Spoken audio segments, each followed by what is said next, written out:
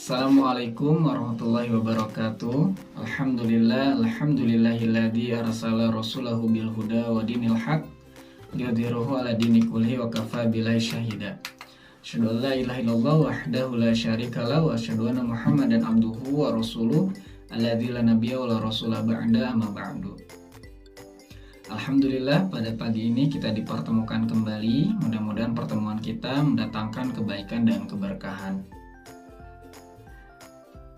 Hadirin yang berbahagia, setiap kegiatan yang mempunyai arah dan tujuan memerlukan suatu perencanaan. Tanpa perencanaan yang tepat, tujuan tidak akan dapat dicapai secara efektif dan efisien. Kegiatan perencanaan bertujuan untuk menjamin agar tujuan yang telah ditetapkan dapat dicapai dengan tingkat kepastian yang tinggi dan risiko yang kecil. Perencanaan merupakan tahapan paling penting dari suatu fungsi manajemen, terutama dalam menghadapi lingkungan sosial yang dinamis. Perencanaan merupakan proses mendefinisikan tujuan organisasi, membuat strategi untuk mencapai tujuan, dan mengembangkan rencana aktivitas kerja organisasi. Perencanaan merupakan proses terpenting dari setiap fungsi manajemen. Karenanya, tanpa perencanaan, fungsi-fungsi lain seperti pengorganisasian, pengarahan, dan pengontrolan tidak akan berjalan dengan baik. Al-Quran merupakan kitab yang salah satu fungsinya adalah sebagai hudan atau petunjuk. Agar manusia dapat menjadi khalifah di muka bumi ini, maka untuk memperoleh petunjuk tersebut diperlukan pengkajian terhadap kandungannya, baik yang berkaitan dengan manusia dan kehidupannya, maupun tentang alam semesta.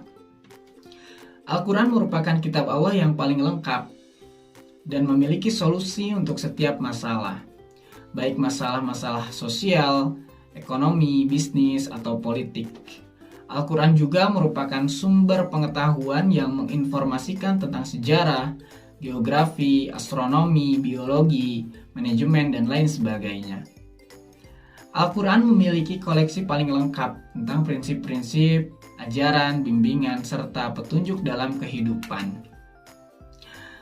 Dalam hal manajemen, Al-Quran telah memberikan prinsip-prinsip dasarnya sejak 1400 tahun yang lalu. Banyak ayat yang menjelaskan tentang prinsip-prinsip manajemen dalam Al-Quran. Pembahasan kali ini, saya akan mencoba menelaah prinsip-prinsip perencanaan sebagaimana yang terkandung di dalam Quran Surat Al-Anfal ayat 60.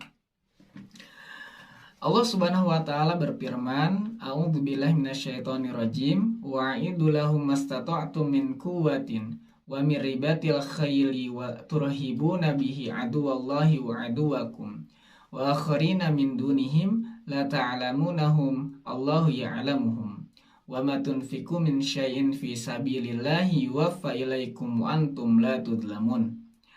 Yang artinya, dan siapkanlah untuk menghadapi mereka kekuatan apa saja yang kamu sanggupi dan dari kuda-kuda yang ditambat untuk berperang, yang dengan persiapan itu kamu menggetarkan musuh Allah, musuhmu, dan orang-orang selain mereka yang kamu tidak mengetahuinya sedang Allah mengetahuinya. Apa saja yang kamu nafkahkan pada jalan Allah, niscaya akan dibalas dengan cukup kepadamu dan kamu tidak akan dianiaya. Makna mufradat yang terdapat dalam ayat tersebut. Nah, dapat kita lihat ayat ini diawali dengan kata wa'idu, yang bermakna dan siapkanlah atau persiapkanlah. Ini diawali dengan kata perintah, atau dalam istilah bahasa Arab disebutnya fi'il amr, maka al-aslu fi'il amri lil wujub.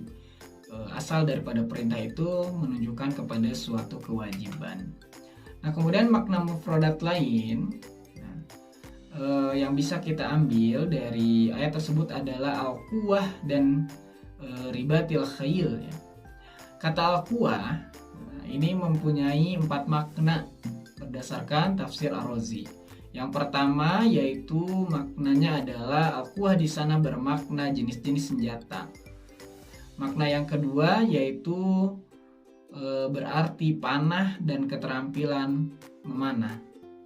Lalu kemudian makna yang ketiga yaitu berarti benteng, dan makna yang keempat adalah Kata ini bersifat umum, mencakup semua kekuatan yang dapat digunakan untuk menghadapi musuh. Seluruh peralatan perang dan jihad adalah termasuk kekuatan. Nah, itu berkaitan dengan makna kata al-quwah. Nah, kemudian berikutnya ada kata ribatil khail. Nah, beliau menuturkan bahwasannya kata ribatil khail ini memiliki arti mengikat kuda-kuda untuk berjihad di jalan Allah. Kata ribat ini merupakan jama dari kata robit yang diambil dari kata robato yang berarti mengikat. Adapun al-khail ini bermakna kuda-kuda yang diikat atau ditambat di daerah pertahanan, tidak dilepas ikatannya, atau dalam arti tidak digunakan kecuali untuk berjihad. Ya, jadi makna mufradat dalam ayat tersebut, nah paling tidak kita menemukan ada 3. Pertama aidu, yang kedua kuwatin, dan yang ketiga adalah ribatil khail. Ayat-ayat sebelumnya telah menjelaskan bahwa orang-orang Yahudi telah menyepakati perjanjian damai antara mereka dan kaum muslimin. Lalu mereka melanggar perjanjian tersebut dan melakukan pengkhianatan dengan memberikan bantuan dan bekerja sama dengan kaum musyrikin yang ingin menghancurkan kaum muslimin. Maka jelas, ayat ini merintahkan kaum muslimin agar mempersiapkan diri untuk menghadapi mereka dengan persiapan yang sempurna sesuai dengan kesanggupan dan kemampuan. Sebab jika melalaikan hal itu, maka akan berakibat kehancuran dan kebinasaan. Nah, itu berkaitan dengan munasabah dengan ayat sebelumnya.